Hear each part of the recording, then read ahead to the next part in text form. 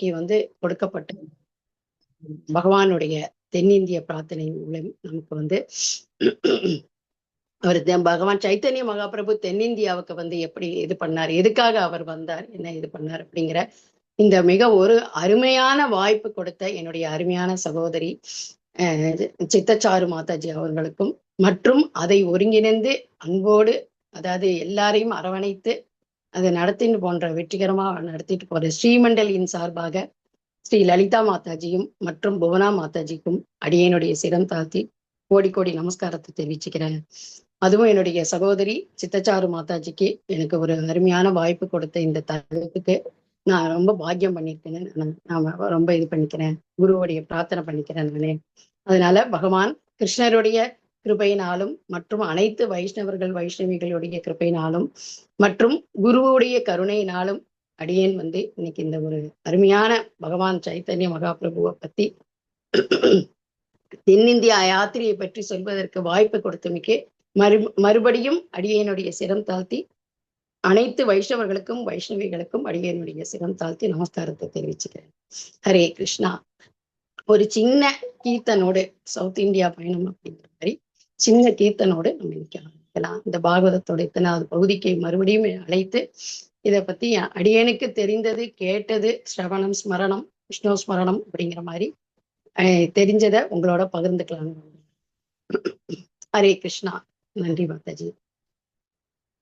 ஜெய ராதா மாதவ குஞ்ச விகாரி, ஜெய ராதா மாதவ குஞ்ச விகாரி, கோபிஜன வல்லபா கிரிவரதாரி, கோபிஜன வல்லபா கிரிவரதாரி, ஜெய ராதா மாதவ குஞ்ச விகாரி, ஜெய ராதா மாதவ குஞ்ச விகாரி, கோபிஜன வல்லபா கிரிவரதாரி, கோபிஜன வல்லபா கிரிவரதாரி, யசோதநந்தன பிரஜ ஜனரஞ்சன, யசோதநந்தன பிரஜ ஜனரஞ்சன, யமுன தீர வனசாரி, யமுன தீர வனசாரி, ஜெய ராதா மாதவ குஞ்ச விகாரி, ஜெய ராதா மாதவ குஞ்ச விகாரி, கோபிஜன வல்லபா கிரிவரதாரி, கோபிஜன வல்லபா கிரிவரதாரி, ஜெய ராதா மாதவ குஞ்ச விகாரி. ஹரே கிருஷ்ணா கிருஷ்ணா கிருஷ்ணா ஹரே ஹரே, ஹரே ராம ராம ராம ஹரே ஹரே, ஹரே கிருஷ்ணா கிருஷ்ணா கிருஷ்ணா ஹரே ஹரே, ஹரே ராம ராம ராம ஹரே ஹரே, ஹரே கிருஷ்ணா கிருஷ்ணா கிருஷ்ணா ஹரே ஹரே, ஹரே ராம ராம ஹரே ஹரே. ஹரே கிருஷ்ணா.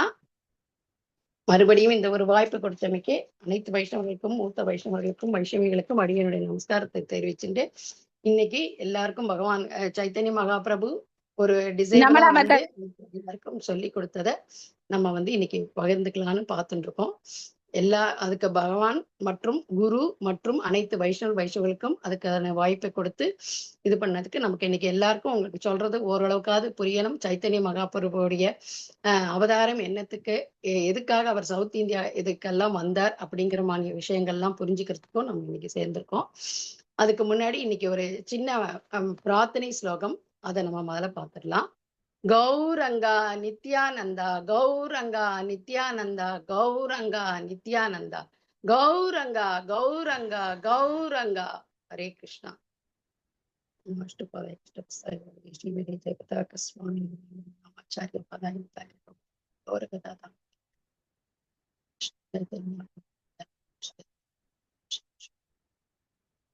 ஹரே கிருஷ்ணா. ஹரே கிருஷ்ணா. அனைத்து வைஷ்ணவர்களுக்கும் வைஷ்ணவர்களுக்கும் நமஸ்காரத்தை தெரிவிச்சுக்கிறேன். இன்றைய பிரார்த்தனை ஸ்லோகத்துல அதாவது சைத்தன்ய சரிதாமிர்தம் மத்திய லீலா முதல் ஸ்லோகம். தன்யம் தம் நௌமி சைத்தன்யம் வாசுதேவம் தயார்த்த ரதி நஷ்ட குஷ்டம் ரூப புஷ்டம் பக்தி துஷ்டம் சகாரையாக.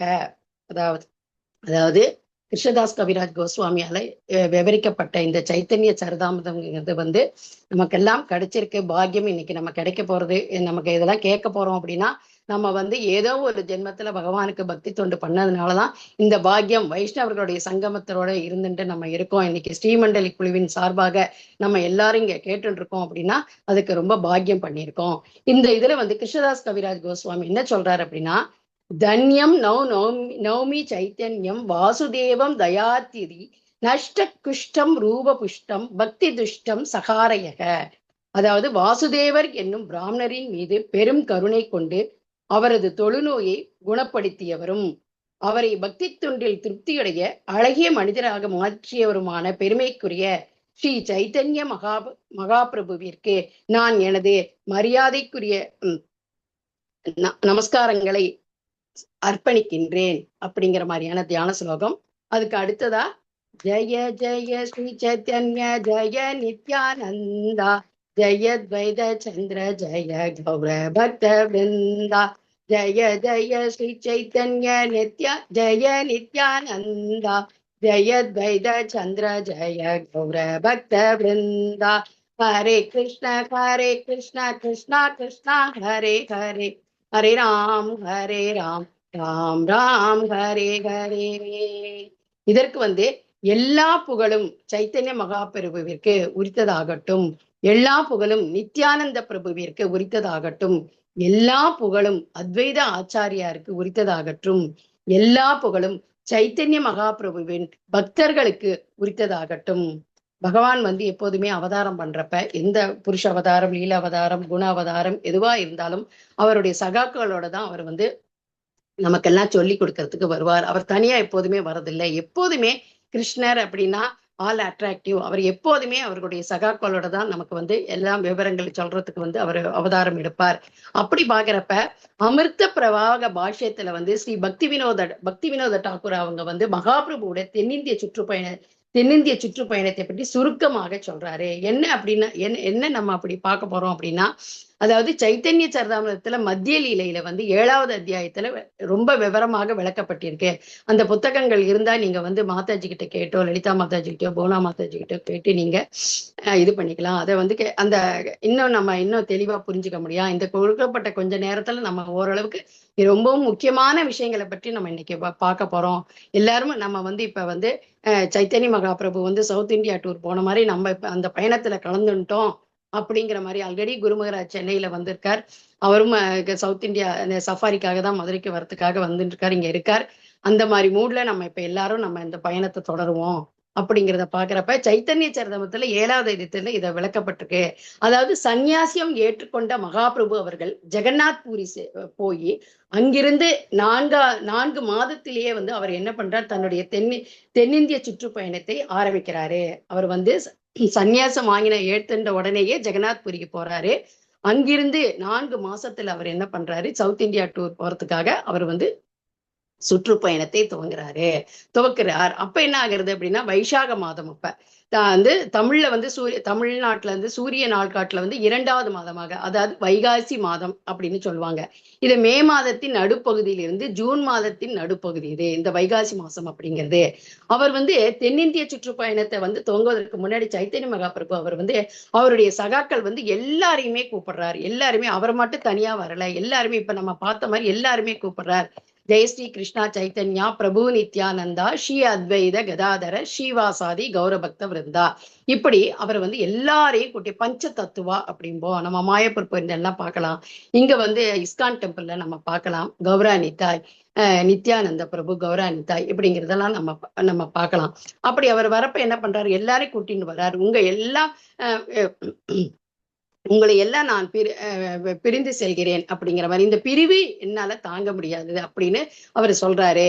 உங்களுடைய கருணை வந்து நீங்க என்ன வந்து இங்க அழைச்சிட்டு வந்து ஜெகநாதருடைய தரிசனம் எனக்கு கிடைப்பதற்கு நீங்க ஏற்பாடு செஞ்சிருக்கீங்க அப்படின்னு சொல்றாரு. மகாபிரபு அவர்கள் வந்து தென்னிந்திய சுற்றுப்பயணத்தை வந்து பிரதானமாக ஏற்க போகிறார்.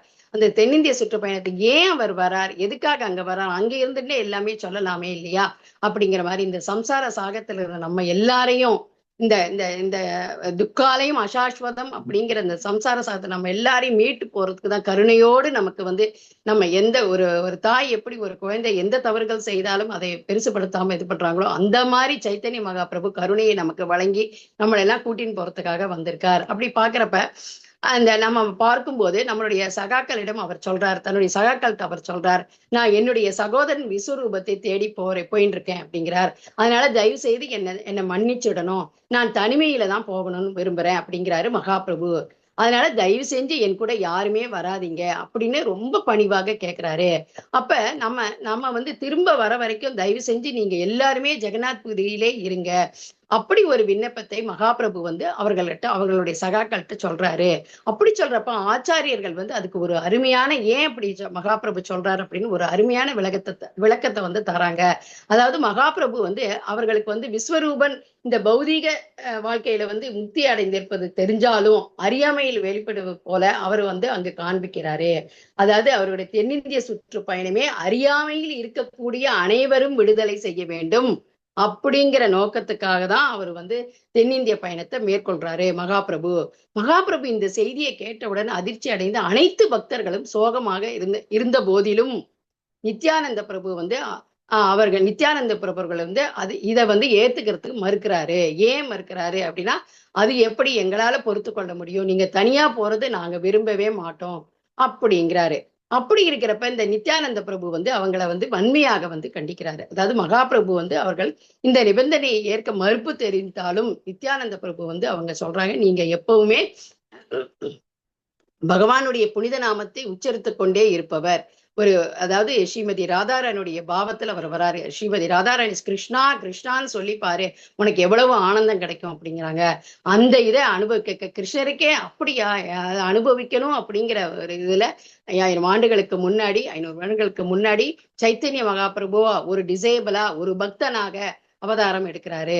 அப்படி அந்த கருணாமூர்த்தியா இருக்கிற சைத்தன்ய மகாபிரபு என்ன பண்றாரு அப்படின்னா, இந்த எங்களால எப்படி தனியா போறதை பொறுத்துக்கு நித்யானந்த பிரபு சொல்றார். நித்யானந்த பிரபு வேறு யாரும் கிடையாது, பகவானுடைய பலராமர் தான் நித்யானந்த பிரபு.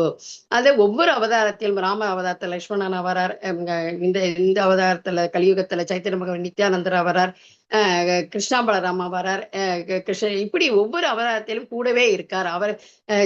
பகவான் கிருஷ்ணர் வரார் அப்படின்னா அதுக்கு முன்னாடி பலராமர் போய் எங்கெங்கெல்லாம் போறாரோ அதுக்கு முன்னாடி எல்லா ஏற்பாடுகளையும் பண்ணி வச்சிருவாரு.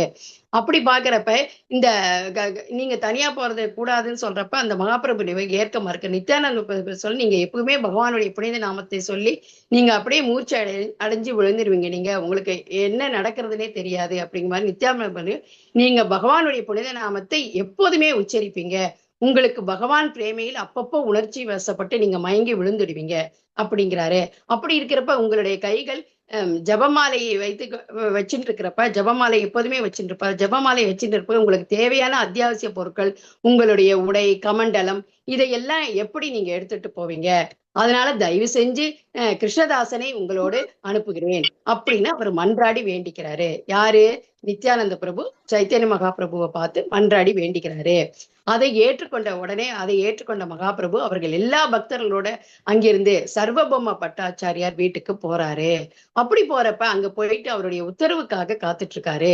அப்ப மகாபிரபு அவர்கள் சர்வபௌம பட்டாச்சாரியார் அவங்க கிட்ட சொல்றாரு, நான் வந்து இந்த மாதிரி தென்னிந்திய சுற்றுப்பயணத்தை என்னுடைய சகோதரன் விஸ்வரூபம் சன்னியாசியும் எடுத்து தென்னிந்தியாவில் இருக்கிறான், அவனை தேடி செல்றேன் அப்படிங்கிற மாதிரி மீண்டும் அந்த அறியாமையில் இருப்பது போல் காண்பித்து அவரிடம் உத்தரவாதத்துக்காக காத்துட்டு இருக்காரு. பகவான் வந்து பகவானே தான் எல்லாரையும் இது பண்றவர், எல்லாரையும் கட்டுப்படுத்துவர் எல்லாம். ஆனாலும் இங்க வந்து எப்படி ஒரு டிசைபிளா வந்தவொடனே அவர் எப்படி நடந்துக்கிறார் பாருங்க. அதாவது நான் என்னுடைய சுற்றுப்பயணத்தை முடிச்சுட்டு மீண்டும் ஜெகநாத் புரிக்கு தான் வருவேன் அப்படிங்கிற ஒரு உத்தரவாதத்தையும் அவர் தராரு சர்வபௌமா ஆச்சாரியர்கிட்ட. இந்த செய்தியை கேட்ட அதிர்ச்சி அடைந்த பட்டாச்சாரியர் வந்து மகாபிரபுடன் மன்றாடி கேட்கிறாரு. இதை கேட்ட உடனே ரொம்ப பல நாட்களுக்கு பிறகு உங்களுடைய கமலபாதங்களுக்கு சேவகம் செய்வதற்கு எனக்கு ஒரு வாய்ப்பு கிடைச்சிருக்கு, அதனால நீங்க தான் பரம்பொருள், நீங்கள் வந்து நினைத்தால் நிச்சயமாக இந்த சுற்றுப்பயணத்தை உடனே ஆரம்பிக்கலாம், இருந்தாலும் உங்களுடைய கமலபாதங்களுக்கு நான் இன்னும் கொஞ்ச நாள் பார்த்துக்கிட்டே இருக்கணும் அப்படின்னு ஆசைப்படுறேன், உங்களுக்கு சேவகம் செய்யணும் ஆசைப்படுறேன், அதனால தயவு செஞ்சு நீங்க வந்து கொஞ்ச நாள் தங்கிட்டு அதன் பிறகு உங்களுடைய தென்னிந்திய சுற்றுப்பயணத்தை ஆரம்பிங்க அப்படின்னு அவர் ஆரம்பிக்கலாமே அப்படின்னு அவர் ரிக்வஸ்ட் பண்றாரு. அப்படின்னு ரொம்ப பணிவாக கேட்டுக்கொண்டு தன்னுடைய விளைவாக அவர் மகாபிரபு தென்னிந்திய சுற்றுப்பயணத்தை கொஞ்ச நாள் தள்ளி போடுறாரு. இதுதான் வைஷ்ணவருடைய லட்சணம். ஒரு பக்தன் கேட்டான், இன்னொரு வைஷ்ணவன் கேட்டா இங்க எந்த விதமான பாகுபாடும் எந்த விதமான இதுவும் கிடையாது. வித்யா வினய சம்பன்னே அப்படிங்கிற மாதிரி அவர் என்ன பண்றாரு, அவர் பணிவா கேட்டுன்றவன மகாபிரபு வந்து அதை ஒத்துக்கிறாரு. மகாபிரபு பகவான் தான், வேற யாரும் கிடையாது, கிருஷ்ணர் தான். அதனால அந்த தென்னிந்திய சுற்றுப்பயணத்தை வந்து அவர் தள்ளி போடுறாரு. அப்படி இருக்கிறப்ப என்ன, 5 நாட்கள் கூடுதலாக தங்கி இருந்து மகாபிரபு மீண்டும் பட்டாச்சாரியிடம் அவருடைய போய் உத்தரவை கேட்ட பிறகு தென்னிந்திய பயணத்தை அவரை துவங்குறாரு. இப்ப நம்ம எல்லாருமே ரொம்ப கவனமா கேட்டுட்டு வர்றோம். என்ன பண்றாரு, எதுக்காக வர்றாரு பகவான் சைத்தன்ய மகாபிரபு அப்படிங்கிறத நம்ம புரிஞ்சுக்கணும். அங்கிருந்து மகாபிரபு பட்டாச்சாரியை அழைத்து கொண்டு வந்து ஜெகநாத் ஆலயத்துக்கு போயிட்டு அங்க பகவானிடம் அன்றாடி உத்தரவு கேட்கிறாரு. அதனால நம்ம எந்த ஒரு விஷயங்களா இருக்கட்டும், குரு இல்லாம பகவானுடைய கருணை இல்லாம நம்மளால எதுவுமே செய்ய முடியாது அப்படிங்கிறத இந்த இடத்துல அந்த புரிதல் நமக்கு வேண்டும். அதனால பகவான் சைத்தன்ய மகாபிரபு பகவானிடம் அன்றாடி ஜெகநாத் ஆலயத்துக்கு போய் அதை பார்த்துட்டே இருந்த பாண்டா என்ன பண்ற, மகாபிரபுவுக்கு ஜெகநாதருடைய பிரசாதம் மாலைகள் எல்லாம் கொடுத்து மகாபிரபுவுக்கு அவ்வளவு ஒரு மகிழ்ச்சியான தருணம். மாலைகள் ரூபத்தில் ஜெகநாதருடைய அனுகிரகம் உத்தரவு கிடைச்செடுத்து அப்படின்னு சந்தோஷத்துல மகாபிரபு தென்னிந்திய சுற்றுப்பயணத்தை ஜெகநாதருடைய ஆலயத்திலிருந்து ஆரம்பிக்கிறாரு, துவங்குறாரு. கடற்கரை ஓரத்தில் அலார்நாத்தை நோக்கி மகாபிரபு அவர்கள் தன்னுடைய தென்னிந்திய சுற்றுப்பயணத்தை துவங்குறப்ப பட்டாச்சாரியார் மகாபிரபுவை நோக்கி, பிரபுவே, உங்களிடம் என்னுடைய இறுதியான ஒரே ஒரு விண்ணப்பம் அப்படிங்கிறாரு, அதை நீங்கள் தயவு செஞ்சு ஏத்துக்கணும் அப்படிங்கிறாரு. அப்படி சொல்லிட்டு நீங்க போற வழியில கோதாவரி நதிக்கரையில வந்து ராமானந்த ராயர் அப்படின்னு ரொம்பவும் பொறுப்பான ஒரு அரசாங்க அதிகாரி இருக்கிறாரு, அவரை நீங்கள் பார்த்துட்டு போகணும் அப்படிங்கிறாரு. அவரும் மிக உயர்ந்த பக்தர், உதாரணமாக இருந்தவர். எல்லாருக்கும் உதாரணமாக பக்தியிலேயே இருந்துட்டு பௌதீகத்திலும் நம்ம சொல்லுவோம், எனக்கு நேரமே கிடையாது, நான் பெரிய பொறுப்புகள்ல இருக்கேன், எனக்கு அதெல்லாம் பார்க்க தான் சரியா இருக்கும், எனக்கு இதெல்லாம் பார்க்க நேரமே இருக்காது அப்படிம்போம். ஆனா இதெல்லாம் உதாரணம் நம்ம பார்க்கணும். அதுக்குதான் நம்ம வந்து சீட பரம்பரையில வந்தவாள முந்தைய ஆச்சாரியர்களுடைய அடிச்சுவாட்டுகளை நம்ம பின்பற்றணும். அதுக்காக தான் அவர்களுடைய அப்பியரன்ஸ் டிஸ்அப்பியரன்ஸ் அகில உலக கிருஷ்ண பக்தி இயக்கத்துல அதை கொண்டாடுவாங்க, ஃபாஸ்டிங் இருப்பா. அவர்களுடைய கதைகளை பத்தி நம்ம கேட்கணும். நம்ம வந்து மற்ற ஆச்சாரியர் மூலம் கேட்கிறப்ப நம்ம வந்து பியூரிஃபிகேஷன் ஆகும். ஓ, இப்படிலாம் இருக்கா, இந்த பௌதீக உலகத்துல எந்த கஷ்டங்கள் இருந்தாலும் நம்ம பகவானை தெரிஞ்சுக்கணும் அப்படின்னா நம்மளால முடியும் அப்படிங்கிற ஒரு விஷயத்துக்கெல்லாம் நம்மளால புரிஞ்சுக்க முடியும். அவரை நீங்க பார்த்துட்டு தான் போகணும் அப்படிங்கிறாரு. அவர் பௌதிக வாழ்க்கையில் ஒரு சூத்திரனாக செயல்பட்டு இருந்தாலும் தயவு செய்து அவரை நீங்கள் காண வேண்டும். அவர் வந்து பௌதீகத்துல ஒரு சூத்திரன் செய்யற செயல்களை செஞ்சுட்டு இருந்தாலும் நீங்க அவரை பார்த்துட்டு போகணும் அப்படின்னு தாழ்மையான ஒரு விண்ணப்பம் அப்படின்னு கேட்கிறாரு. இந்த இடத்துல வந்து திருநாதபி சுனீச்சேனன்னு சைத்தன்ய மகாபிரபு சொன்ன அந்த எப்பொழுதுமே ஒரு பக்தன் அப்படின்னா, சீடன் அப்படின்னா அவனோட தாழ்வு மனப்பான்மையை, அதாவது சப்மிசிவா கேட்கணும் அப்படிங்கிறத இந்த இடத்துல நம்ம புரிஞ்சுக்கணும். அவங்கள பார்த்துட்டு போனோம் அப்படிங்க. பட்டாச்சாரியர் வந்து ராமானந்த ராயரை பற்றி ரொம்ப பெருமையாக மகாபிரபுட்ட வந்து சொல்றப்ப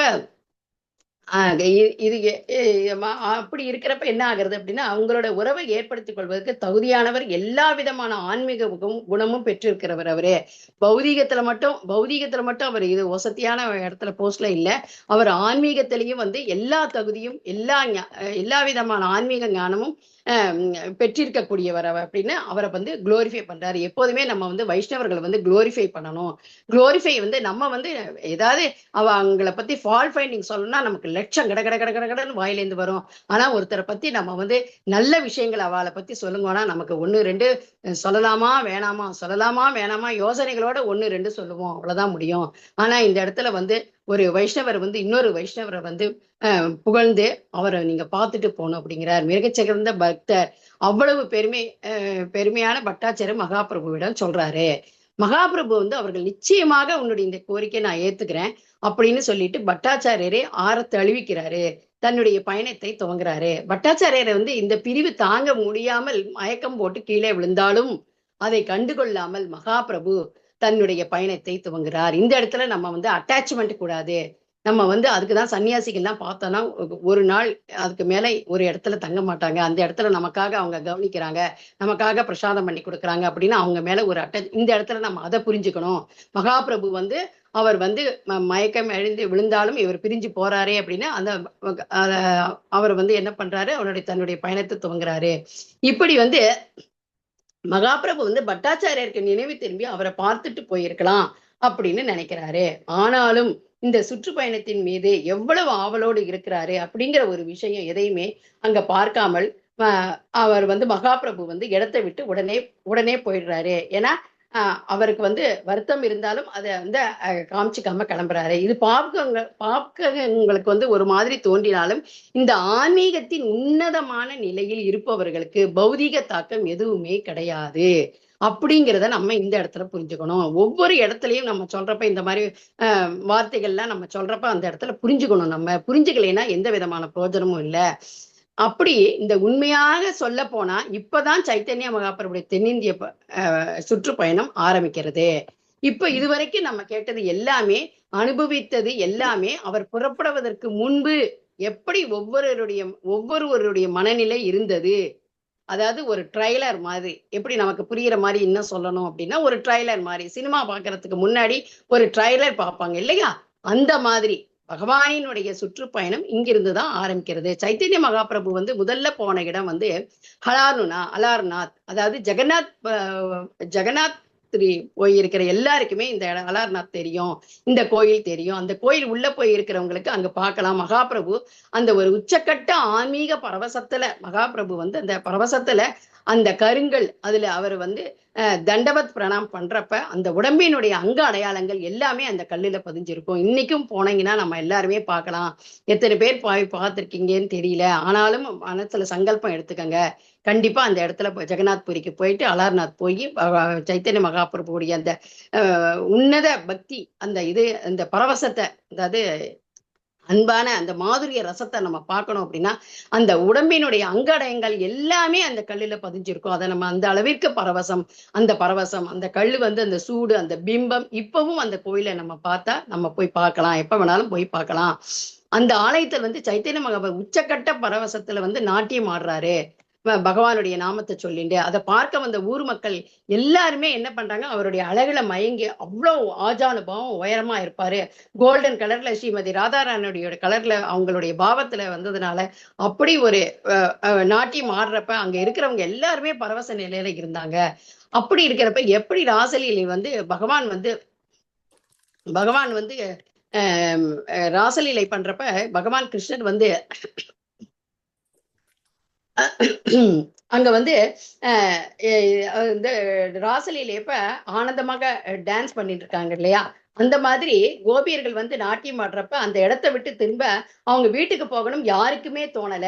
அந்த அளவுக்கு அவங்கெல்லாம் வந்து பரவசம் அடைஞ்சாங்க. அதாவது அவங்களுடைய வீடுன்னு ஒண்ணு இருக்கு, ஹஸ்பண்ட் இருக்காங்க, குழந்தைகள் இருக்காங்க, எல்லாமே அவங்க மறந்துட்டாங்க. அப்படி அங்க அந்த மாதிரி இந்த இடத்துல மகாபருடைய அழகுல மயங்கி அந்த நாம ஜபத்துல மயங்கி எல்லாருமே அவரோட சேர்ந்து டான்ஸ் ஆட ஆரம்பிச்சிட்டாங்க. அங்க வந்து நித்யானந்த பிரபுடைய ஏற்பாட்டுல மகாபிரபுக்கு பிரசாதம் வழங்கப்பட்டது. அந்த மகாபிரபுடைய உச்சித்தம் வழங்கப்பட்ட அந்த பிரசாதம் உண்ட சந்தோஷத்துல மாலை எல்லாருமே அவங்க வீட்டுக்கு திரும்பும்போது அவர்கள் வைஷ்ணவர்களாக திரும்பினாங்க. ஏன்னா அந்த பிரசாதத்தை சாப்பிட்டதுனாலையும் அவங்க வந்து அந்த மாதிரி சைத்தன்ய மகாபிரபு பகவான் தானே, அவருடைய நாட்டியம் ஆடி ஹரே கிருஷ்ண உச்சாரணம் செஞ்சதுனாலையும் அவங்க வந்து வைஷ்ணவர்களாக மாறி வீட்டுக்கு போனாங்க. அதன் பிறகு அடுத்த நாள் காலை வந்து ஸ்நானம் செஞ்ச பிறகு மகாபிரபு தன்னுடைய தென்னிந்திய சுற்றுப்பயணத்தை கிருஷ்ணதாஸின் உதவியோடு துவங்குறாரு. இந்த இடத்துல நம்ம இன்னும் புரிஞ்சுக்கணும், ஒவ்வொரு டிவோட்டியா வராங்க, ஒவ்வொரு டிவோட்டிகிட்டையும் அவர் எப்படி நடந்துக்கிறாரு, என்னென்ன விஷயங்கள்லாம் பண்றாரு அப்படிங்கிறத நம்ம இங்க பார்க்கணும். அப்படி வந்து கிருஷ்ணதாஸின் உதவியோடு அவர் வந்து வர்றாரு. மகாபிரபு வழிநடுக பகவானினுடைய நாமத்தை ஜெபித்தபடி தன்னுடைய பயணத்தை மேற்கொள்றாரு. மகாபிரபு என்ன ஜெபித்தார் தெரியுமா? ஹரே கிருஷ்ண கிருஷ்ண கிருஷ்ண ஹரே ஹரே, ஹரே ராம ராம ராம ஹரே ஹரே, கிருஷ்ண கிருஷ்ண கிருஷ்ண கிருஷ்ண கிருஷ்ண கிருஷ்ண கிருஷ்ண ஹே, கிருஷ்ண கிருஷ்ண கிருஷ்ண கிருஷ்ண கிருஷ்ண கிருஷ்ண கிருஷ்ண ஹே, கிருஷ்ண கிருஷ்ண கிருஷ்ண கிருஷ்ண கிருஷ்ண கிருஷ்ண ராசிமா, கிருஷ்ண கிருஷ்ண கிருஷ்ண கிருஷ்ண கிருஷ்ண கிருஷ்ண பாகிமா, ராம ராகவ ராம ராகவ ராம ராகவ ரக்ஷமாம், கிருஷ்ண கேசவ கிருஷ்ண கேசவ கிருஷ்ண கேசவ பாகிமாம். அதாவது அவர் போற வழியில எல்லாம் யாரெல்லாம் பார்க்கிறாரோ அவங்களை எல்லாம் பார்த்து ஹரி என்று சொல்லுங்க, ஹரி என்று சொல்லுங்க அப்படின்னு சொல்லிட்டு நடந்துட்டு இருந்தாரு. ஹரி போல் சொல்லுவோம் இல்லையா, ஹரி போல் நீங்க பார்த்திருக்கலாம் அகில உலக கிருஷ்ண பக்தியத்துல யார பார்த்தாலும் ஹரி போல் ஹரி போல் ஹரி போல். அப்ப நமக்கு வந்து ஒரு உடம்புல வந்து நமக்கு ஒரு பரவசம் வரும். நம்ம வந்து ரொம்ப சோக நிலையில இருந்தாலும் நம்மளுடைய பௌதீக களங்கத்தினால நமக்கு ஒரு புத்துணர்ச்சி கிடைக்கும், அதை நம்ம உணர முடியும். அதான் ஸ்ரீமதி ராதாராணி கிருஷ்ணான்னு நீங்க சொல்லி பாருங்கோ, எவ்வளவு ஆனந்தம் கிடைக்கிறது அப்படிங்கிறது இந்த இடத்துல அந்த புரிதலை நமக்கு வரணும். அவர் போற வழியெல்லாம் அப்படி சொல்லிட்டு பாரு, யாகை தாரே தாரே காகே காக்கே கிருஷ்ணநாம. அதாவது ஒரு ஒரு ஒரு அதிகாரம் அளிக்கப்பட்ட போதகராக மாறுவதற்கு வந்து சைத்தன்ய மகாபிரபியினுடைய அனுகிரகமும் அவருடைய சகாக்களுடைய அல்லது ஆன்மீக ஆச்சாரியர்களுடைய கருணை நமக்கு தேவைப்படுகிறது. இந்த கருணை எல்லாம் இல்லாம நம்மளால பௌதீகமாகட்டும் ஆன்மீகமாகட்டும் நம்மளால எதையுமே பண்ண முடியாது அப்படிங்கிறத புரிதல் நமக்கு இங்க வேணும். வைஷ்ணவர்கள் இந்த மாதிரி எல்லாரையும் மாத்திர வந்து நம்ம வந்து அவருடைய அனைவரையும் மகாமந்திரம் ஜெபிக்கும்படி நம்ம சொல்லணும். இந்த விதத்துல வந்து அனைவரையும் நாம் வைஷ்ணவர்களாக மாற்ற முடியும். அவருடைய நாமத்தை கிருஷ்ணா கிருஷ்ணான்னு சொல்றதுனாலே நம்மளால மாற்ற முடியும். பரம்பொருளின் தூய பக்தராக நம்ம வந்து நம்மளால மாற்ற முடியும் அப்படிங்கிற விஷயம் நம்ம இந்த ஒரு நிகழ்விலிருந்து புரிஞ்சுக்கணும். மகாபிரபு வந்து கீர்த்தன் பண்றப்ப, அதாவது தூய வைஷ்ணவர்கள் எதை ஒரு செய்யறது நம்ம அந்த அந்த ஃபுட்ஸ்டெப்ஸை நம்ம ஃபாலோ பண்றப்ப நம்மளால வைஷ்ணவராக முடியும். இந்த விதத்துல அந்த கிராமவாசிகள் எல்லாருமே மகா மந்திரத்தை வந்து மற்றவங்களுக்கு வந்து எடுத்து கூறி ஒவ்வொரு கிராமமும் பகவானின் நாமத்தை ஜெபிக்கும்படி இந்த நிகழ்வு அவர்களை மாத்தியது. அவர் எங்கெங்கெல்லாம் பயணம் பண்றாரோ சவுத் இந்தியா வர்றதுக்கு முன்னாடி அங்க மகாபிரபு செல்லும் வழியில எந்த கிராமத்தில் எல்லாம் தங்கினாரோ எல்லா இடத்திலும் அந்த கிராமவாசிகள் வந்து மகாபிரபு அன்போடு பார்த்து அவரோடு சேர்ந்து நாம ஜபம் செஞ்சாங்க. இந்த விதமாக தென்னிந்தியாவின் கோடிக்கரை வரை சென்ற மகாபிரபு அனைவரையும் வைஷ்ணவர்களாக மாற்றினார். எல்லாரையும் வைஷ்ணவர்களா மாற்றாரு. என்ன எப்படி மாற்றினாரு? ஹரே கிருஷ்ண கிருஷ்ண கிருஷ்ண ஹரே ஹரே, ஹரே ராம ராம ராம ஹரே ஹரேன்னு இந்த நாமத்தை சொல்லி எல்லாருமே மாத்தினாரு. அதே மாதிரி இதுல புரிஞ்சுக்க வேண்டிய ரொம்ப முக்கியமான விஷயம் என்ன அப்படின்னா, ஆச்சாரியர்கள்லாம் என்ன சொல்றாங்க அப்படின்னா, மகாபிரபு வந்து நவதீபத்துல அவருடைய அந்த உண்மையான ஆற்றலை வெளிப்படுத்தவில்லை அப்படிங்கிறாரு. ஆனால் தென்னிந்திய சுற்றுப்பயணத்தின் போது அவருடைய ஆற்றல் வந்து அவருடைய சக்தியை வந்து வெளிப்படுத்தி எல்லாரும் விடுதலை கிடைக்கக்கூடிய அளவிற்கு இந்த நாம ஜபத்தின் உடைய மகிமை அவரால் பரப்பப்பட்டது. சைத்தன்ய மகாபிரபு அவதாரம் எடுத்ததே இந்த நாம ஜபத்தை கிருஷ்ணரை பற்றி எல்லாருக்கும் பரப்பணும், எல்லாருக்கும் இதுவாதான் எந்த விதமான வேறுபாடும் கிடையாது. இந்த ஒரு உண்மையான ஆற்றலை ஒரு தூய்மையான பக்தனால் மட்டுமே புரிஞ்சிக்க முடியும். இது எல்லாராலையும் புரிஞ்சிக்க முடியாது. ஆமா, இவா எப்ப பார்த்தாலும் பைத்தியம் மாதிரி ஹரே கிருஷ்ணான்னு மாலையை போட்டுட்டு சொல்லிக்க, துளசி மாலையை ஒண்ணு போட்டுட்டு ஜப மாலையை ஒண்ணு போட்டுட்டு எந்த வேலையும் செய்யாம பண்ணிட்டு இருக்கான்னு பேசுவாங்க. நம்ம அதெல்லாம் கேரே பண்ணக்கூடாது. நமக்கு வந்து பகவான் கிருஷ்ணருடைய கருணை கிடைக்கணும். நம்ம வந்து கிருஷ்ணரை மறந்துட்டு இந்த கர்ம பூமியில வந்துட்டோம், சம்சார சாகத்துல சாக்கடையில வந்து விழுந்துட்டோம். நம்ம திருப்பி எழுந்து போறதுக்கு நம்மளுடைய குருவின் மூலமா தான் ஒருத்தருக்கு ஒரு குரு நம்ம இந்த மனித வாழ்வில கிடைக்கிறது அப்படின்னா நம்மளுடைய ஆன்மீக பயணத்துக்கு பகவான் திரும்பவும் ஒரு வாய்ப்பு கொடுக்கிறார் அப்படிங்கிறத நம்ம நல்லா புரிஞ்சுக்கணும். இந்த உண்மையான ஒரு ஆற்றலை வந்து ஒரு தூய வைஷ்ணவனால் பக்தனால மட்டும்தான் புரிஞ்சுக்க முடியும். இந்த யாருக்கெல்லாம் புரியலையோ மகாபுருடைய செயலை யாரெல்லாம் கிண்டல் பண்றாங்களோ அவங்களுக்கெல்லாம் விமோச்சனமே கிடையாது. எத்தனை ஜென்மம் எடுத்தாலும் விமோச்சனமே கிடையாது அப்படிங்கிறத புரிதல் இங்க வேணும் நமக்கு. அதே மாதிரி பௌதிக வாழ்க்கையில இருந்து விமோச்சனமே கிடையாது அப்படிங்கிறதெல்லாம் ஆச்சாரியர்கள் சொல்றா. அதன் பிறகு மகாபிரபு வந்து கூர்மச்சேத்திரம் அப்படிங்கிற இடத்துக்கு வராரு. இந்த கூர்மச்சேத்திரம் தான் ராமானுஜ ஆச்சாருக்கும் பகவான் ஜெகநாதருக்கும் நடைபெற்ற ஒரு லீலை. அவ்வளவு முக்கியத்துவம் வாய்ந்த இடம் இது, இந்த கூர்மச்சேத்திரம் அப்படிங்கிறது. இங்கு வந்து பகவான் வந்து பிரார்த்தனை செஞ்சு மகாபிரபு அன்னைக்கு வந்து இரவு அங்க தங்கினாரு. இன்னைக்கு வந்து ஆந்திராவில வந்து ஸ்ரீகாகுளம் அப்படிங்கிற ஒரு இடம் இருக்கு இல்லையா, அந்த இடத்துக்கு பக்கத்துலதான் இந்த கூர்மச்சேத்திரம் இருக்கு. முடிஞ்சுதான் நீங்க எல்லாரும் சங்கல்பம் பண்ணிக்கோங்க. எப்ப முடிகிறதோ நம்மளுடைய இந்த மனித பிறவி கிடைச்சப்ப நமக்கு வந்து பாக்கியம் கிடைக்கணும் பகவானேன்னு மகாபிரபு கிட்டையும் கிருஷ்ணர்கிட்டையும் நீங்க பிரார்த்தனை பண்ணிக்கோங்க. அப்படி இருக்கிறப்ப இந்த லீலையில வந்து ராமானுஜர் இந்த விஷ்ணுவ கூர்மமூர்த்தி ரூபத்துல வந்து இங்க இருக்கிறாரு. ஜெகநாதருடைய அந்த லீலைகள் வந்து அந்த லீலையில வந்து ராமானுஜர் அந்த பாண்டாக்கள் செய்கிற நைவேத்திய முறையில வந்து குற்றம் கண்டுபிடிக்கிறப்ப அவங்களுக்கு சரியான முறை என்ன நியமங்கள் என்னன்னு அப்படின்னு நான் சொல்லி தர போறேன் அப்படிங்கிறாரு ராமானுஜாச்சாரியார். எல்லாரும் வாங்க அப்படின்னு அவர் சொல்லிட்டு அடுத்த நாள் காலையில அவங்களுக்கு எல்லாம் சொல்லி கொடுக்கலாம் என்று பார்க்கிறப்ப அப்ப என்ன ஆகுறது அப்படின்னா, அன்னைக்கு ராத்திரியோட ராத்திரியா பகவான் ஜெகநாதர் ராமானுஜ ஆச்சாரியரை வந்து தூக்கி இந்த கூர்ம சேத்திரத்தில் வீசி எறிந்து விடுகிறார். தூங்கிண்டே இருக்கிறப்ப ஜெகநாதருக்கு வந்து கோபம் வந்து அவர் என்ன பண்றாரு, ராமானுஜ ஆச்சாரியர் வந்து கூர்ம சேத்திரத்தை தூக்கி வீசிடுறாரு. முதல்ல ராமானுஜாச்சாரி இங்க இருக்கிற பகவான் யாருன்னு பார்க்கிறப்ப சிவபெருமான் போல அவரை கண்ணுக்கு காட்சி தர்றது. அதனால ராமானுஜாச்சியார் ஸ்ரீ சம்பிரதாயம் சுத்தமான ஒரு வைஷ்ணவர்கள் இல்லையா, இந்த சிவ தத்துவமே அவளுக்கு பிடிக்காது. அதனால அவங்க என்ன பண்றாங்க அப்படின்னா, இது ஒரு பெரிய அபராதமாக அவர் அதை எடுத்துட்டு என்ன பண்றாரு, பாசிட்டிவா இருக்கிற ஆரம்பிச்சிடாரு, பாசிட்டிங் இருக்க ஆரம்பிச்சிடாரு. அப்ப இருக்கிறப்ப என்ன ஆகுறது அப்படின்னா, அதுக்கப்புறம் தான் தெரியறது அந்த கூர்ம மூர்த்தி யார் அப்படின்னா சாட்சாத் விஷ்ணு அப்படிங்கிற விஷயம் அவருக்கு தெரியறது. அதுக்கப்புறம் தான் தெரியறது. அவர் ஃபாஸ்டிங் இருக்கிறப்ப அதுக்கப்புறம் தான் அவருக்கு தெரியறது. இந்த லீலைகள் நடந்த இடம் அப்படிங்கிறத மகாபிரபு அங்க போய் பகவானே தரிசனம் செய்கிறாரு. அங்கேயும் மகாபிரபு பரவசமாக நாம ஜபத்தை ஜெபிச்சுண்டு நாட்டியம் ஆடிக்கொண்டு அங்க அதுல இருக்கிறத பார்த்து எல்லாருமே பரவசம் அடைந்து மகாபிரபுவோட சேர்ந்து ஹரிநாமத்தை பண்றாங்க. அப்படி இருக்கிறப்ப ஹரே கிருஷ்ண கிருஷ்ண கிருஷ்ண ஹரே ஹரே ஹரே ராம ராம ராம ஹரே ஹரே அப்படின்னு சொல்லி அந்த இடமே ஆனந்தமாக மாறுறது. அவருடைய பரவச நிலையிலிருந்து மீண்டும் அவர் சாதாரணமாக நிலைக்கு வர்றார். எப்போதுமே அவர் மூர்ச்சை அடைந்துடுவாரு சைத்தன்ய மகாபிரபு. அவர் வந்து அந்த பரவசத்துல அவரே மறந்து மூர்ச்சை அடைஞ்சிடுவாரு, மயக்க நிலையில ஆயிடுவாரு. அப்ப அந்த ஆலய குருக்கள் அவங்க எல்லாம் என்ன பண்றாங்கன்னா, மகாபிரபுக்கு எல்லா வித பிரசாதத்தை கொடுத்து அவங்கள வந்து கௌரவிக்கிறாங்க. பிரசாதம் கொடுத்து அவங்க அந்த கிராமத்துல வந்து கூர்ம பிராமணர் ஒருவர் மகாபிரபுவை வந்து அழைத்து அவர் பிராமணர் எங்க வீட்டுக்கு வாங்க அப்படின்னு சொல்லிட்டு மகாபிரபு மரியாதை கொடுத்து அவருக்கு பிரசாதம் கொடுத்து மகாபிரபு உண்டு அந்த பிரசாதத்தை அவருடைய குடும்பத்தின அனைவரும் எடுத்துண்டு அங்க அவங்க எல்லாம் ரொம்ப பரவச நிலை அடைஞ்ச பிறகு மகாபிரபு வந்து ரொம்பவும் கேட்டுக்கிறார், தாழ்மையோடு கேட்டுக்கொள்கிறார். என்ன அப்படின்னா, நானும் உங்களோட வரேன், எனக்கு இந்த பௌதீக வாழ்க்கை பிடிக்கல, உங்களுடைய நான் வந்துடுறேன் அப்படிங்கிறாரு. அந்த பிராமணர் கூர்ம பிராமணர் வந்து மகாபிரபுட்ட கேட்கிறார், நானும் உங்களோட வந்துடுறேன், இந்த பௌதிக வாழ்க்கை எனக்கு பிடிக்கவே இல்லை அப்படிங்கிறார். அப்படி இருக்கிறப்ப இந்த ஒரு நிகழ்ச்சி ஆச்சாரியர்கள் கூறக்கூடிய என்ன விஷயம் அப்படின்னு இங்க இந்த இடத்துல நம்ம என்ன புரிஞ்சுக்கணும் அப்படின்னா, பௌதீக பந்தங்களில் இருந்து எவ்வளவு விரைவாக ஒருத்தர் வெளியேறணும். பக்தி தொண்டு பகவானுக்கு சேவகம், அதாவது அவருடைய பக்தர்களுக்கு சேவகம், ஆன்மீக குருவிற்கு சேவகம் அப்படின்னு ஆரம்பிக்கும் போது பௌதீக பந்தத்திலிருந்து எவ்வளவு விரைவாக தன்னை வெளியேற்றி கொள்ள வேண்டும் அப்படிங்கிற அதனுடைய ஒரு முக்கியத்துவம் இந்த ஒரு நிகழ்ச்சியின் மூலமாக அனைவரும் எடுத்துரைக்கிறார்கள். முந்தைய ஆச்சாரியர்கள் நமக்கு எடுத்துரைக்கிறார்.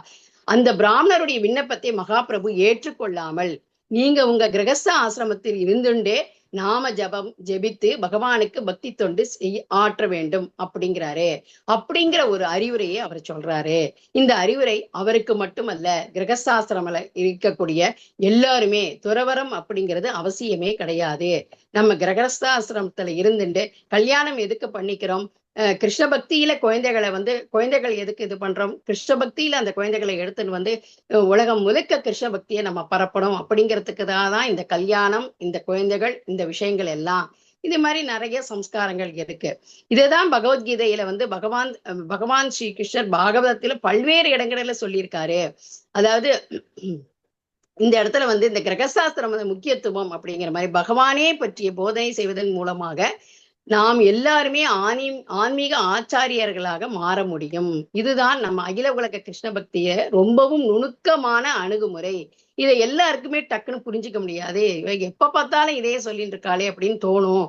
பட் அதுல உள்ள அர்த்தம் வந்து அதுவும் அந்த கருணை பகவான் தான் கொடுக்கணும். எல்லாருக்குமே பகவான் வந்து கிருஷ்ணரை பற்றி போதனை பௌதீக பந்தங்கிலிருந்து விடுவித்து கொண்டு அந்த பௌதீக வாழ்க்கையில இருந்தாலும் கூட அதில் நம்ம ஆர்வத்தை காண்பிக்காமல் பக்தியில் நம்மை முழுமையாக ஈடுபடுத்தி கொள்ள வேண்டும் அப்படிங்கிற ஒரு விஷயம் நம்ம இங்க வந்து புரிஞ்சுக்கிறோம். மகாபிரபு அவங்க வந்து போற வழியில எல்லாம் யாருடைய வீட்டில் எல்லாம் யாச்சகம் பெற்றாரோ அவங்க எல்லாருமே இந்த போதனையை அவர் செய்து வந்தாரு, செஞ்சுட்டு வராரு. அப்படி இருக்கிறப்ப தென்னிந்திய சுற்றுப்பயணத்தை முடித்து கொண்டு ஜெகநாத் பூரிக்கு வர்ற வரைக்கும் மகாபிரபு இந்த ஒரு போதனை எல்லாருக்குமே சொல்லிட்டு வந்தாரு. இதுல இருந்து நம்ம என்ன தெரிஞ்சுக்கணும் அப்படின்னா, பௌதிக வாழ்க்கையில் பற்றற்ற நிலையில் இருந்துண்டு ஆன்மீக சேவகம் செய்ய வேண்டும் அப்படிங்கிற மிக உயர்ந்த தத்துவம் இந்த இடத்துல நல்லா புரிஞ்சுக்கணும்.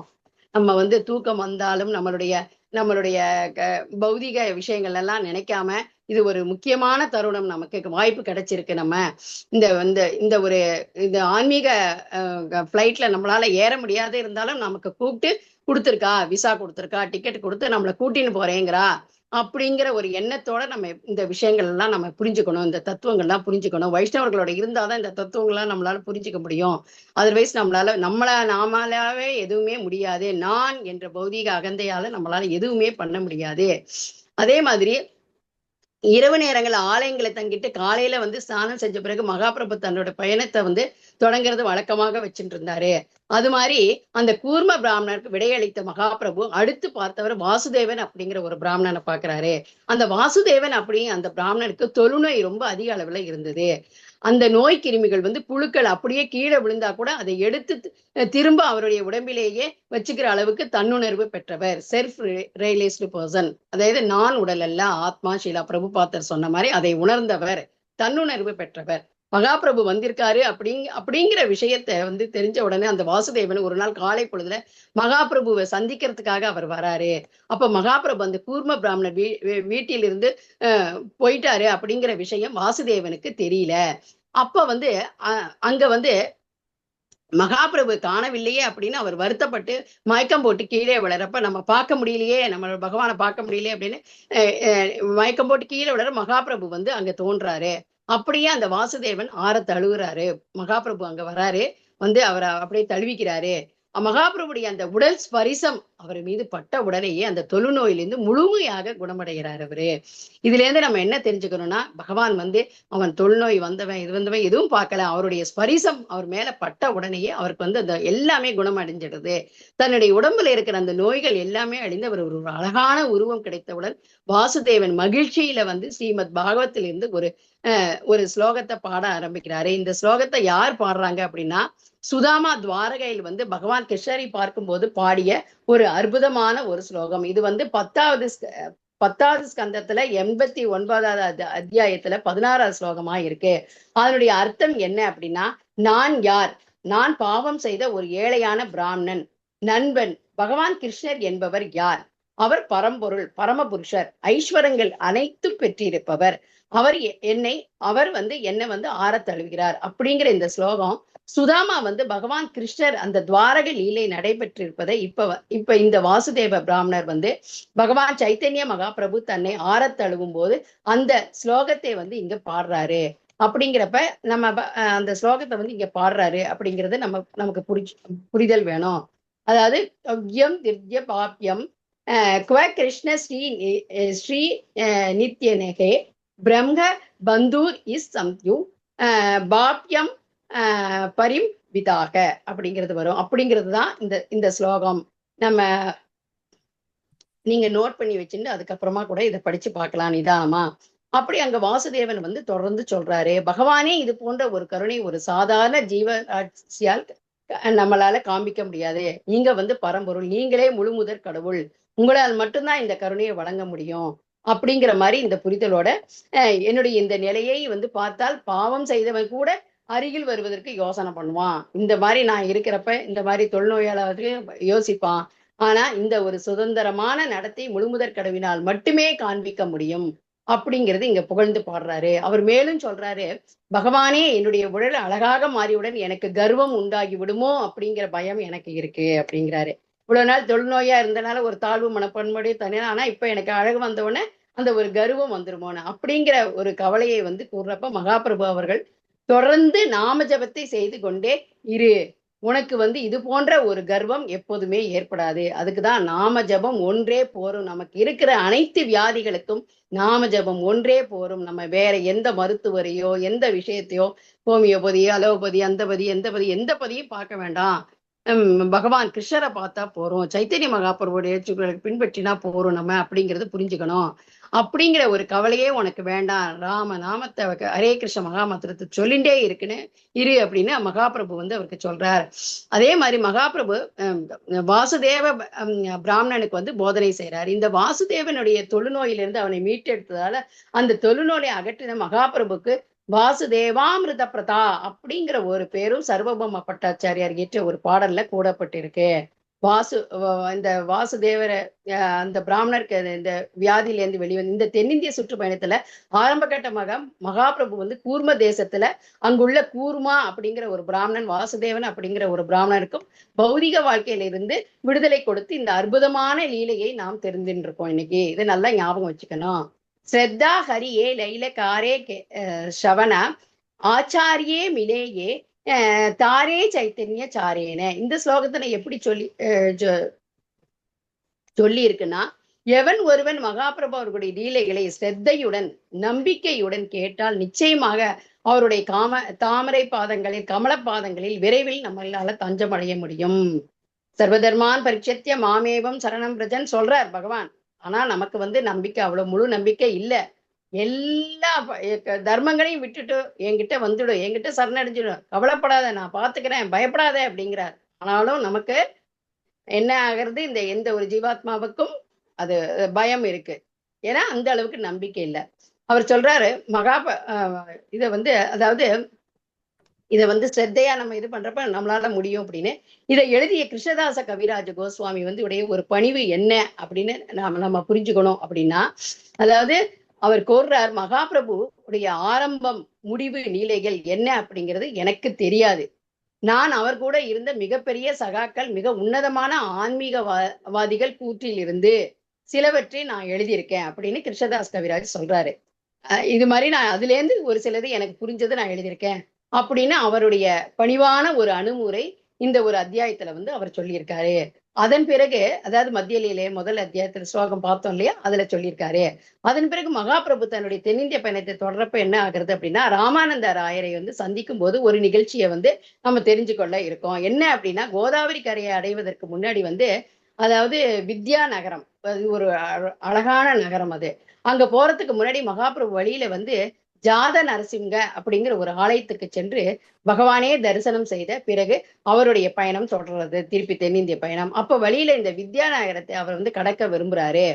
அப்படி வந்து இந்த வித்யாநகரத்தை வந்து கடக்க இருக்கிறப்ப அப்புறம் மகாபிரபுவிற்கு ராமானந்த ராயருக்கும் நடைபெறக்கூடிய ஒரு அற்புதமான சம்பாஷணை வந்து தென்னிந்திய சுற்றுப்பயணத்திலே மிகவும் சுவாரஸ்யமானது.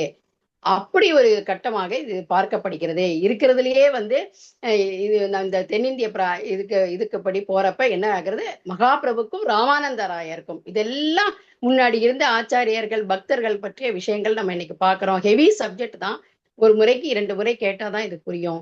அதே மாதிரி வித்யாநகரத்துல ராமானந்த நாயருடைய சம்பாஷணை முடிஞ்ச பிறகு அவர் என்ன பண்றார், மகாபிரபு வந்து தன்னுடைய தென்னிந்திய சுற்றுப்பயணத்தை மீண்டும் தொடர்றாரு. மகாபிரபு தன்னுடைய தென்னிந்திய சுற்று மீண்டும் தொடர்றப்ப என்னன்னா, வழிநடுக அதாவது இன்னைக்கு நம்ம சொல்ற இந்த ஆந்திர பிரதேசம் விஜயவாடா இந்த பகுதி எல்லாம் தாண்டி அவர் தமிழ்நாட்டிற்கு வராரு, தமிழகத்திற்கு வராரு. அப்படிங்கிறப்ப அப்ப வழிநடுக பல்வேறு திருத்தலங்களை வந்து விஜயம் செய்து அங்கு பகவான் அனைவருக்கும் பிரார்த்தனை செய்து எல்லோரிடத்திலும் நாம ஜபத்தை செய்து எல்லோரையும் ஹரே கிருஷ்ண மகா மந்திரத்தை சொல்ல வைத்து ஆனந்த பரவசத்தோடு அவர்களுடைய பயணம் தொடர்ந்துட்டே இருக்கு, மகாபிரபுடைய பயணம். அப்படி பார்த்த இடங்கள் என்னென்ன இடங்கள் அவர் பார்த்தார் அப்படின்னா, கௌதமி கங்கா, மல்லிகார்ஜுனா, அகோபில நரசிம்ஹ, சித்தவாத ஸ்கந்த சேத்ரா, திரிமித வர்த்த காஷி, பௌத்தஸ்தான திருப்பதி திருமலை, பான நரசிம்க விஜயவாடா அருகில இருக்கு. அதே மாதிரி விஷ்ணு காஞ்சி, காளஹஸ்திரி, காவேரி நதி அப்படின்னு பல இடங்கள்ல தரிசித்த பிறகு ஹரே கிருஷ்ணா பல இடங்கள்ல தரிசித்த பிறகு ஸ்ரீரங்க கஷேத்திரத்தை அதாவது ஸ்ரீரங்கம் வந்து அடைகிறாரு ஃபைனலா. ஸ்ரீரங்கத்துல மகாபிரபு வந்து வெங்கடபட்டா அப்படி என்கிற ஒரு குடும்பத்தின் அனைவருமே வைஷ்ணவர்களாக இவங்க எல்லாமே ஸ்ரீ சம்பிரதாயத்தை சார்ந்தவர்கள், ராமானுஜ ஆச்சாரி வழியில் வந்தவர்கள். அவங்க எல்லாருமே அந்த குடும்பத்தில் உள்ள எல்லா அங்கத்தினரையும் அவர் மாற்றியது ஒரு மிக சுவையான அருமையான நிலை. அதன் பிறகு மகாபிரபு என்ன பண்றார், ஸ்ரீரங்கத்தில இருந்து புறப்பட்டு ரிஷப பர்வதம் அப்படிங்கிற ஒரு இடத்துல வராரு. அங்கதான் அவர் பரமானந்த புரி அப்படிங்கிறவரை சந்திக்கிறாரு. அதுவும் ஒரு மிக அற்புதமான லீலை. இது தவிர மகாபிரபு வந்து சேதுபந்தன ராமேஸ்வரம் அங்கும் பகவான் விஜயம் செய்யறாரு. அங்கு ஒரு அற்புதமான லீலை நடைபெறுது. என்ன அப்படின்னா, சைத்தன்ய மகாபிரபு அவர்கள் சிவபெருமானையும் துர்காதேவியும் ஒரு பிராமணி உருவத்தில் அங்கு அவர்களை தரிசனம் செய்யறாரு. எப்படி அப்படின்னா, மகாபிரபு அவர்கள் அங்கிருந்து காமகோஷ்டி பூரி அப்படின்னு தென்மதுரா அப்படிங்கன்னு சொல்லுவாங்க. தென்மதுரா அப்படின்னு சொல்லுவாங்க இல்லையா, அந்த தென்மதுராவிற்கு வராரு. அதன் பிறகு மகாபிரபு சேதுபந்தனம், அதாவது ராமேஸ்வரம் சொல்லுவோமே இல்லையா, தனுஷ்கோடி, அங்கேயும் போறாரு. அங்க வந்து சீதாதேவியை பற்றி ஒரு சில ஆவணங்கள், ராவணன் தான் கடத்திட்டு போனான் அப்படிங்கிற ஒரு பிரமாணங்கள் அவருக்கு அங்கு கிடைக்கிறது. அதன் பிறகு பாண்டிய தேசத்து நிறைய இடங்களுக்கு போறாரு. தாமிரபரணி நதியில குளிக்கிறாரு. வழியில இருக்கிற நிறைய இடங்களுக்கு போறாரு அவரு. நாய திருப்பதி, ஷியாத்தலா, கஜேந்திர மோக்ஷனா அப்படிங்கிற இடத்துக்கு, கடைசியாக கன்னியாகுமரிக்கு வருகிறார். அப்புறம் என்ன ஆகுறதுன்னா, அவருக்கு வந்து பிரம்ம சம்ஹிதா அதோடைய 5வது அத்தியாயம், அதற்கான ஒரு சில ஆதாரங்கள் அவருக்கு அங்கு கிடைக்கிறது. பகவான் அப்புறமா கர்நாடக மாநிலம் அங்க அந்த உடுப்பி அப்படிங்கிற இடத்துக்கு போறாரு. அப்புறம் மத்வாச்சாரியர் அவர்கள் நிறுவப்பட்ட அந்த கோபால விக்கிரகத்தை தரிசனம் செய்கிறாரு. அங்க ஒரு சில தத்துவவாதிகளை சாஸ்திரம் மூலமாக அவர் வந்து தோற்கடிக்கிறாரு. அதெல்லாம் விளக்கங்கள் நிறைய சொல்லணும். நமக்கு கொடுக்கப்பட்ட நேரங்கள்ல அந்த சொல்லணும்னா ரொம்ப அருமையா இருக்கும். பட் நம்மளால இப்ப முடியாது. அங்கிருந்து அவர் பல இடங்களுக்கு செல்றாரு. பயணம் செய்யறப்ப என்ன ஆகுறது அப்படின்னா, அவர் மகாராஷ்டிர மாநிலம் கோலாப்பூர் அப்படிங்கிற அந்த நாசிக் அப்படிங்கிற இடத்துக்கு அவர் வர்றாரு. அது மாத்திரம் இல்ல, அங்க வந்துட்டு அதன் பிறகு பண்டரிப்பூர் அப்படிங்கிற இடத்துக்கு போறாரு. பகவான் சைத்தன்ய மகாபிரபு இங்க வராரு. அப்ப வந்து அவருக்கு வந்து ஸ்ரீரங்கபூரி அப்படிங்கிற ஒருத்தர் கிட்ட இடத்துல இருந்து ஒரு விஷயம் கிடைக்கிறது. என்ன அப்படின்னா, விஸ்வரூபன் அவருடைய சகோதரர் அந்த இடத்தில் மறைந்து விட்டதாக அந்த செய்தி மகாபிரபுக்கு கிடைக்கிறது. அவருடைய சகோதரன் விஸ்வரூபன் இந்த இடத்தில் மறைந்ததாக செய்தி அவருக்கு வந்து ஸ்ரீரங்கபூரி அப்படிங்கிற ஒருத்தர் இருந்து கிடைக்கிறது. அங்கிருந்து நடந்துட்டு வரப்ப மகாபிரபு நிறைய இடங்களுக்கு வரும்போது தண்டகாருண்யம் அப்படிங்கிற இடத்துல அந்த 7 பனை மரங்களுக்கு பகவான் மோட்சம் அளிக்கிறாரு அப்படிங்கிற ஒரு லீலையும் அங்க நடக்கிறது. அதன் பிறகு பஞ்சவத்தி நாசிக், அதாவது மகாராஷ்டிரம், அதாவது 2027 கும்பமேளா நடக்க போறது இல்லையா, அந்த இடத்துல, அந்த நாசிக் இடத்துல பகவான் வந்த பிறகு அவருடைய தென்னிந்திய சுற்றுப்பயணம் எல்லாம் முடிச்சுட்டு கடைசியாக வித்யா நகரத்துக்கு மீண்டும் வந்த பிறகு மகாபிரபு வந்து ஜெகநாத் பூரிக்கு வராரு. நம்ம இப்ப எல்லாரும் அவரோடய போயிட்டு வந்திருக்கோம். அந்த மனோபாவனையில நம்ம கேட்டுட்டு ஃபர்தரா நம்ம என்னன்னு பார்க்க போறோம். இதுதான் அவருடைய ஒரு சுற்றுப்பயணத்தினுடைய ஒவ்வொரு இடமா நம்ம பார்த்துன்னு வந்திருக்கோம். இது பல்வேறு இடங்கள்ல பல்வேறு லீலைகள் பகவானால் செய்யப்பட்டிருக்கு. ராமானந்தர் அவருடைய ஒரு சம்பாஷணை, கோபாலபட்ட கோஸ்வாமி, நம்முடைய சட்கோஸ்வாமிகளில் கோபாலபட்ட கோஸ்வாமி வந்து வெங்கடரூப பட்டனுடைய மகன். அவர் அந்த மாதிரி ஒரு சில லீலைகள் எல்லாம் ரொம்ப சிறப்பு வாய்ந்த லீலைகள். நமக்கு நேரம் இல்லை அப்படிங்கிறதுனால சுருக்கமா மகாபிரபுடைய தென்னிந்திய சுற்றுப்பயணத்தில் எந்த அளவுக்கு அவங்க எல்லாம் ஈடுபட்டாங்க அப்படின்னு நம்ம பார்த்தோம். இப்ப முழுமையா நம்ம தெரிஞ்சுக்கணும் அப்படிங்கிறதுக்காக இந்த இடங்கள் எல்லாம் கூறப்பட்டிருக்கு. தென்னிந்திய இது இன்னைக்கு கொடுக்கப்பட்ட தலைப்பு வந்து இந்த தென்னிந்திய சுற்றுப்பயணத்தை பத்தி தான். இதுல இருந்து நம்ம என்ன புரிஞ்சுக்கணும் அப்படின்னா, ஒவ்வொரு பக்தர்களையும் ஒவ்வொரு ஹரிநாமம் ஒண்ணு போரும், நமக்கு வேற எதுவுமே தேவையில்லை. நம்மளுடைய எல்லா வியாதிக்கும் ஹரே கிருஷ்ண கிருஷ்ண கிருஷ்ண ஹரே ஹரே, ஹரே ராம ராம ராம ஹரே ஹரே அப்படின்னு பகவானுடைய நாமத்தை பகவானே வந்து சைத்தன்ய மகாபிரபுவா வந்து கருணையை நமக்கு வழங்கி சுலபமான முறையில் பக்தி தொண்டுல 12ஆம் அத்தியாயத்தை சொல்றாரு. இது முடியலையா இதை பண்ணு, இதுவும் முடியலையா இதை பண்ணு ஒன்னொன்னா கொடுத்து நீ ஒண்ணுமே பண்ண வேண்டாம். கலியுகத்துல வந்து கோமாதா வந்து 3 கால்களையும் இருந்து ஒத்த காலோட நின்றுட்டு இருக்கு. அந்த ஒத்த கால்ல வந்து தர்மம் அப்படிங்கிறதே போயிடுறது. அது சுலபமான, ஏன்னா கலியுகத்துல எல்லாருமே யார கேளுங்க, எனக்கு நேரம் இல்லை, நேரம் நிறைய இருக்கு நம்ம சொல்றது, ஆனா நேரம் இல்லை எனக்கு. மற்றதுக்கெல்லாம் நேரம் இருக்கு, ஆனா பக்தி பண்றதுக்கு நேரம் இல்லை. என்னால கோயிலுக்காக வர முடியாது. சரி போயிட்டு போறது, நீ கோயிலுக்கு வர வேண்டாம், நாங்களே வீட்டுக்கு வந்து விளக்கேத்தி தாமோதர மாசத்துல கேட்போம் அதுவும் முடியாது, நாங்க விளக்கெல்லாம் ஏத்த மாட்டோம். இப்படி பல விஷயங்கள் நமக்கு வந்து பகவான் ஒரு தாய் எப்படி ஒரு குழந்தை என்ன கஷ்டப்படுறதோ அப்படின்னு சொல்லிட்டு அதுக்கு என்னென்ன தேவைகள்லாம் கொடுக்கணும்னு நினைக்கிறாளோ அதை விட நமக்கு எல்லாமே தாய் தந்தை இந்த பௌதிகத்துல என்னென்ன உறவுகள்லாம் இருக்கோ அது எல்லாமே நமக்கு பகவான் தான். நம்ம அதெல்லாம் பகவானை மறந்துட்டோ சுதந்திரமா இருக்கணும், நான் தன்னிச்சையா இருக்கணும், நான் அந்த அகந்தையில நம்ம இங்க வந்து பிறந்துட்டோம், இந்த சம்சார சாகத்துல வந்து விழுந்துட்டோம். ஆனா அந்த அப்பயும் பகவான் வந்து அவர் தான் கவலைப்படுறார், இந்த குழந்தை இப்படி இவ்வளவு கஷ்டப்பட்டு இருக்கே அப்படின்னு சொல்லிட்டு சுலபமான முறையில் இந்த ஹரே கிருஷ்ண மந்திரத்தை நமக்கு சொல்லி நமக்கு பகவான் வந்து சைத்தன்ய மகாபிரபுவா ஒரு பக்தனா வந்து ஸ்ரீமதி ராதாராணி சொல்ல வார்த்தை எவ்வளவு நம்ம அனுபவிக்கணும், கிருஷ்ணன்னா அவருக்கே தெரியல என்ன எப்படி ஆனந்தமா இருக்கும்னு, அந்த ஆனந்தத்தை அவன் அனுபவிக்கணும் வந்து அவங்களுடைய பாவையில அவங்களுடைய கோல்டன் அவதாரமாக சைத்தன்ய மகாபிரபு அவதாரம் நவதீப் அப்படிங்கிற மேற்கு வங்காளத்துல அவர் வந்து அவதாரம் நவதீப்ல அவதாரம் எடுக்கிறாரு. இது வந்து பிரம்மமா இந்த 4 சம்பிரதாயங்கள் வந்த ஆச்சாரியர்கள் மூலியமாக மற்றும் நமக்கு குரு எடுத்துக்கணும். குரு இல்லாம நம்மளால ஒண்ணுமே பண்ண முடியாது. குருவரும் இல்லை ஒருவரும் இல்லை அப்படின்னு நம்ம தமிழ் கருத்துக்களை நம்ம பார்த்திருப்போம் கேட்டிருப்போம். அதனால இந்த வந்து நம்ம இப்ப ரீசெண்டா தான் கௌரவ பூர்ணிமா நடந்தது. நம்ம வந்து நம்ம எல்லாம் ரொம்ப நிஜமாவே பாக்கியம் பண்ணியிருக்கோம். அந்த கோயிலுக்கு வந்து பகவானை தரிசனம் பண்ண முடியலைனாலோ பக்தர்களோட கலந்துக்க முடியாத வாழ்க்கை எல்லாருக்கும் மறுபடியும் ஒரு வாய்ப்பு தாமோதர தேசமுலா ஸ்ரீமண்டலி மூலியமா உயர்ந்த வைஷ்ணவியான சித்தச்சாரு மாதாஜி மற்றும் லலிதா மாதாஜி மற்றும் புவனா மாதாஜி இவங்க மூலியமாவும் நமக்கு எல்லாருக்கும் இன்னைக்கு கிடைச்சிருக்கு. கௌரவ பூர்ணிமா அன்னைக்கு போன அந்த அவருடைய சவுத் இந்தியா இதை நம்ம இன்னைக்கு கேட்டிருக்கோம். நம்ம செய்வீங்களான்னு நம்ம வந்து நிறைய நம்ம கிட்ட இருக்கிற காம குரோத லோப மத ஆச்சரியம் எல்லாம் பியூரிஃபிகேஷன் ஆயிடுச்சுன்னு அர்த்தம் நம்ம புரிஞ்சுக்கணும். நம்ம இன்னைக்கு வந்த பக்தர்கள் எல்லாம் கேட்டுன்னு இருக்கிறவா இனிமே கேட்க போறவா இப்படி ஒவ்வொரு இடத்துலயும் ஏதாவது ஒரு கௌரவங்கள் இல்லை நடந்துட்டு இருக்கு, நம்ம இதெல்லாம் கேட்கணும், காது கொடுத்து கேட்கணும், நேரம் இல்லைன்னு சொல்லக்கூடாது. இவ்வளவு கஷ்டங்கள் இருக்கு, யாரையாவது போய் கேளுங்க நீ சந்தோஷமா இருக்கியானா இருக்கும் அப்படின்னு தான் சொல்லுவாளே, உண்மையாக அவ சந்தோஷமா யாராலையுமே இருக்க முடியாது பக்தர்களை தவிர வைஷ்ணவர்களை தவிர. ஏன்னா அவ சதா சர்வ காலமும் பகவான் கிருஷ்ணரையே நினைச்சுட்டு இருக்கா. அப்படி இங்க இருக்கிறப்ப அவளுக்கு வந்து இந்த பௌதிகத்துல இருக்கிற நடக்கிறது எதுவுமே காதுல விழுகாது, கண்ணுக்கு தெரியாது. அவளுக்கு தெரியறது எல்லாமே வந்து பகவத்கீதையில சொல்றாரு. என்னுடைய 5 இந்த தலைகள் 5 இது இடுப்பு எல்லாமே பகவத்கீதையில 18 அத்தியாயங்களும் அங்கங்களும் அவருக்கு அவருடைய அங்கங்கள் தான்.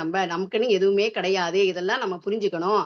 ஆனா நம்ம தான் என்னுடையது எல்லாமே என்னுடையது, இந்த சொத்து என்னுடையது, என்னுடைய கை என்னுடைய கால் எல்லாமே நம்ம சொந்தம் கொண்டாடின்னு இருக்கோம், என்னுடைய பைசா என்னுடைய அப்படின்னு எதுவுமே நம்மளது கிடையாது. அவருடையதுக்கு நம்ம அவருக்கு கொடுக்கறதுக்கு நம்ம எல்லாம் யோசிக்கிறோம். ஆனா சைத்தன்ய மகாபிரபு பகவானா இருந்தாலும் ஒவ்வொருத்தர்கிட்டையும் அவர் எப்படி நடந்துக்கிறார், எப்படி இது பண்றார் அப்படிங்கறத இந்த புரிதல் தென்னிந்திய சுற்றுப்பயணத்துல இருந்து நம்ம புரிஞ்சுக்க முடியும். எல்லாரையும் அவர் அரவணைக்கிறார். இவாதான் அவாதான் மிளியச்சர்கள் முஸ்லீம் கிறிஸ்துவ அப்படின்லாம் அங்க எதுவுமே கிடையாது. அதுக்கு ஒரு சிறந்த உதாரணம் நாமாச்சாரி ஹரிதாஸ் தாக்கூர். இப்படி வந்து நம்ம நிறைய விஷயங்கள் தெரிஞ்சுக்கலாம். அதே மாதிரி பக்தி அப்படிங்கிறது பிரகலாதர் நம்ம உதாரணம் எடுத்துக்கலாம், துருவர் உதாரணம் எடுத்துக்கலாம். மனுஷாளுக்கு மாத்திரம்தான் கிடையாது, எல்லா ஜீவராசிகளுக்கு கொடுக்கற வந்து கஜேந்திரன் நம்ம உதாரணமா எடுத்துக்கலாம்.